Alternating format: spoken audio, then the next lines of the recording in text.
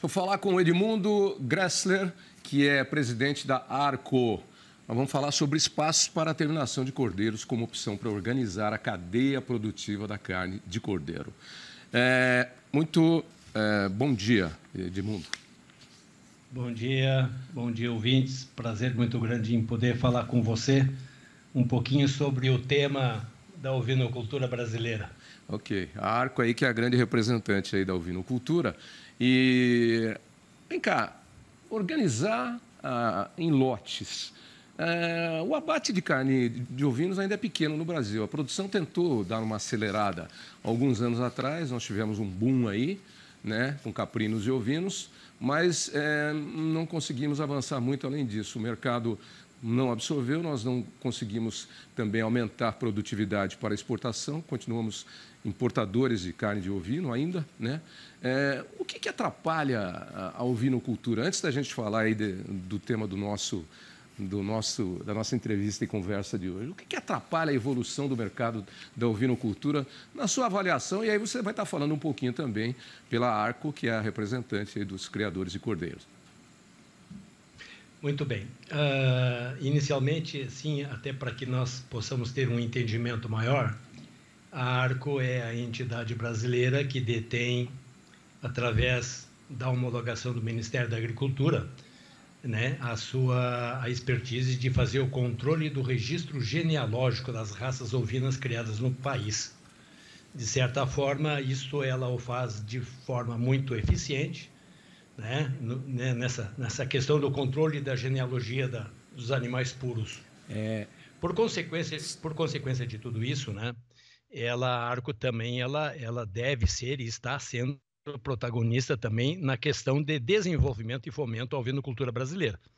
E eu tenho dito muito que num país como o nosso, que é e todos nós sabemos que é um país continente, né, nós temos aí vários ambientes, né, e por consequência disso, dessa variabilidade de sistema e de ambiente, nós temos raças adaptadas a todos eles. Se nós analisarmos o Nordeste, por exemplo, nós temos lá raças deslanadas perfeitamente adaptadas no Nordeste, produzindo e sendo extremamente eficientes. Se você me perguntar assim, tá, mas e no Pantanal brasileiro, existe alguma coisa? Sim, lá existe um ecotipo chamado de pantaneira, adaptado ao Pantanal. Então nós temos, e os outros estados do Oeste, Centro-Oeste, Sul, raças perfeitamente adaptadas, e isso faz com que a gente tenha uma fala, e eu fui muito audaz em dizer para o nosso ministro da Agricultura que um país como o nosso, de questões e de forma continental, e pela quantidade de raças adaptadas, nós temos condições sim de transformar esse país num país exportador de matéria ovina, de proteína, né, em função de tudo isso. Então, perfeitamente nós temos uma leitura de forma muito otimista com relação ao desenvolvimento da ovinocultura brasileira. Nós temos hoje, saímos daquele número de 17, 18 milhões de ovinos, para hoje já ultrapassamos a casa dos 20 milhões. Eu posso te afirmar que hoje o país já está em torno de 20 milhões e meio de ovinos. Temos uma população de quase 13 milhões de caprinos. Então, essa população ovina e essa população caprina, embora pequena se nós analisarmos o tamanho do país, mas é possível, sim, fomentar e fazer com que a atividade, e que é uma atividade economicamente viável, e nós temos hoje uma grande demanda do mercado consumidor, né? E aí vem uma questão toda, que é o trabalho da Arco e das entidades, e de todos aqueles que estão trabalhando com a ovelha, com a ovinocultura, no sentido de que o nosso consumidor tenha novas oportunidades de consumo. E isso é um tema recorrente. É hoje um tema no momento, né, que é de transformar esse mercado que nós temos, que ainda é pequeno a nível nacional, de transformá-lo num mercado maior. Nós temos, sim, um grande potencial de expansão. Então, é nesse sentido, é com essa visão, né, dessa potencialidade que a ovinocultura tem, é que a Arco e as entidades hoje que falam e trabalham em cima da ovinocultura, não só de forma como entidades da porteira para fora, mas principalmente da porteira para dentro. E por consequência de tudo isso e do tamanho desse país, nós temos culturas diferentes, nós temos ambientes diferentes. E por consequência disso também valorização do cordeiro de forma diferente. Nós temos hoje o estado da Bahia, por exemplo, que vem praticando preços ao produtor rural, preços muito significativos em termos do cordeiro. E nós aqui no Sul ainda preços que também estão aquém, né? Mas que há uma necessidade e todo esse trabalho é em cima da valorização, né, da produção. Em função de tudo isso também, cabe dizer, né, que nós temos uma relação assim, ó, a proteína ovina, a carne ovina, ela é de altíssimo sabor, de altíssima qualidade. E nós temos que trabalhar isso de uma forma muito consistente, né? Edmundo, deixa eu interromper você um pouquinho, só para a gente dar sequência aqui à nossa conversa. Você falou da qualidade da carne de ovino, a carne de caprino também é muito apreciada, mas não podemos esquecer de um outro produto que caprinos e ovinos fornecem através de suas fêmeas, que é o leite. O leite que é utilizado para a produção de queijos nobres, tanto o leite de cordeiro, da cordeira, da ovelha, quanto o leite da cabrita, né? Vamos chamar assim. Também, Não, realmente, tu disseste muito bem. Hoje, a ovinocultura, ela produz carne, pele, leite e lã, né? Então, dentro dessa janela do leite, eu vejo aí uma extraordinária oportunidade, e isso já vem ocorrendo no Nordeste, por exemplo, com a questão do leite de caprinos, né? Do caprino hoje e os seus derivados. Hoje está numa situação de tamanha percepção do mercado consumidor, da utilização e dessa demanda dos derivados do leite caprino. E por consequência... E o leite ovino da mesma forma. E tanto o leite do caprino, da cabra, quanto da ovelha, né? Da caprinocultura ou da ovinocultura, são leites especiais porque muitas pessoas que têm intolerância ao leite de vaca têm que optar por esses segmentos. Isso. Hoje, o leite de vaca já tem uma alternativa, que é o A2A2, né? Mas ainda a produção é muito pequena. Mas quem precisava de tomar leite e tinha intolerância a leite, a maioria das pessoas tem problema de digestibilidade, não chega nem a ser intolerância. O número de intolerantes mesmo, que tem alergia e tudo mais, chega a algo entre 3% a 5% da população mundial.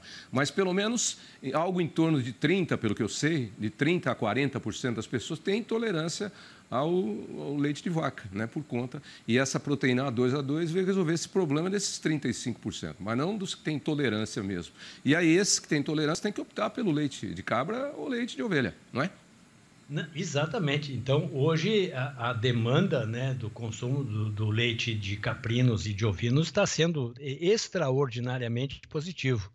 E há um movimento a nível nacional de incentivo a essas raças produtoras, e hoje os caprinos, e aí nós temos a Associação Brasileira de Criadores de Caprinos, que vem realizando um trabalho com muito afinco, né, no sentido de oportunizar os criadores na questão do melhoramento genético das raças caprinas para a produção de leite. Então, isso é uma realidade hoje que está acontecendo no Nordeste de uma forma muito consistente, fazendo com que as cabras, né, possam não só produzir um leite de altíssima qualidade, mas também em aumento de produção por indivíduo, por cabra leiteira.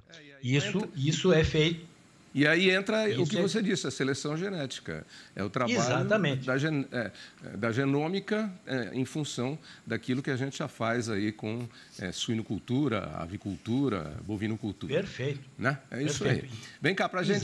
O tempo está passando aqui, mas para a gente não fugir do nosso tema, eu gostei que você lembrou. Eu lembrei do leite, mas você lembrou depois de 2 outros subprodutos. Fornece também pele e fornece lã, né? Sim. Uma jaqueta de uma pele de caprino é uma delícia, é uma coisa macia, delícia. E uma blusa de lã com a lã de uma ovelha é uma coisa quentinha, deliciosa. Bem, vem cá aí. Não tenho dúvida. E o nosso tema aqui, para a gente arredondar, a separação em lotes. Isso é um trabalho que o produtor deve fazer na hora da entrega dos animais para o frigorífico. E por quê, hein, Edmundo? Se não acontece o quê? Quais são as regras que ele deve utilizar para poder... Eu imagino que é para poder não ser enganado, né? Não ser ludibriado, né? Para não perder um pouco do quinhão que vai receber. Eu não tenho dúvida nenhuma que se nós temos que partir de um princípio, de uma realidade que é o número da população ovina por criador, né? Nós temos algumas informações do IBGE que, na média, e se nós pegarmos população ovina por número de criadores, não ultrapassa a casa de uma centena de animais por criador. E isso gera para o mercado uma certa preocupação, que é no sentido da oferta. Daquele produtor que tem lá 5, 6, 10, 15, 20 cordeiros ou carneiros gordos, prontos para o abate, mas que ele está sozinho. Então, hoje há uma necessidade de que nós possamos também fazer com que os produtores se reúnam ou se unam em termos de cooperativas, por exemplo, né? Fazendo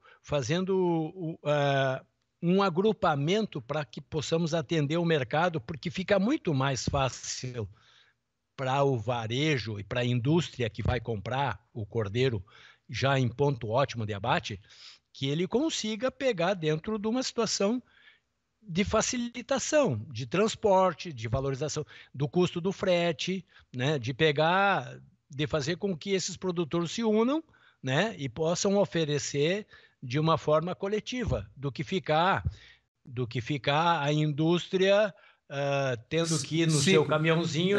e procurando 5 animais aqui, 5 animais ali, 10 ali, aí encarece tudo.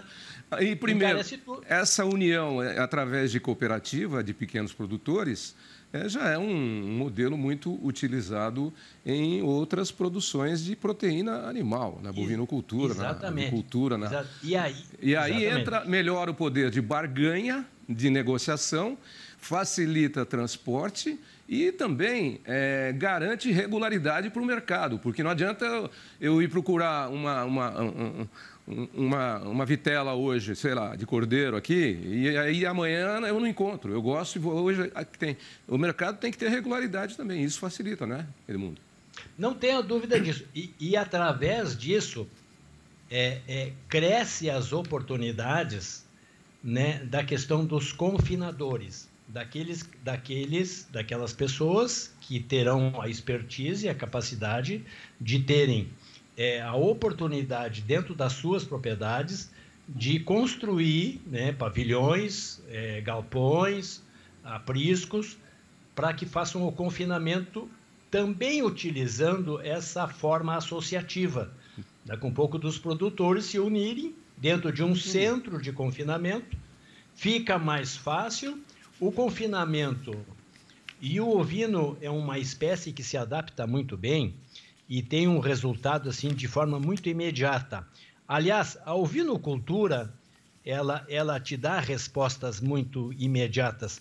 Vejamos assim, se nós analisarmos o período de gestação de uma ovelha, que é de 5 meses, e esse cordeiro nascido já pode estar no mercado, na indústria, já a partir dos seus 5, 6 meses, veja, a ovinocultura tem condições de te dar um resultado em menos de 12 meses. Exatamente.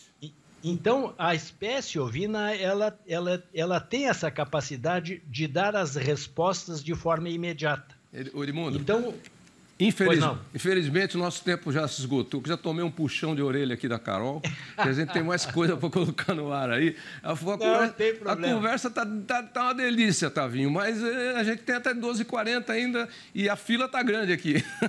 O overbook... Tá bem, eu muito agradecido pela oportunidade e que possamos, em outros momentos, expandir mais essa questão do conhecimento e da expertise e do quanto a ovinocultura pode agregar valor e também, não esquecendo que a ovinocultura também tem um papel social, a família no campo, muito importante. Muito obrigado pela oportunidade e até um próximo momento. Eu é que agradeço a sua participação e a gente vai colocando, vocês colocam aí o www da Arco, que está à disposição de qualquer pessoa para qualquer informação sobre como criar cordeiros, ou, caprinos e ovinos. A Arco, que é a entidade oficial que cuida e regulariza todo esse segmento no Brasil. Importante segmento também da produção de proteína animal. Não só proteína animal, mas também pele, para couro, lã e leite, além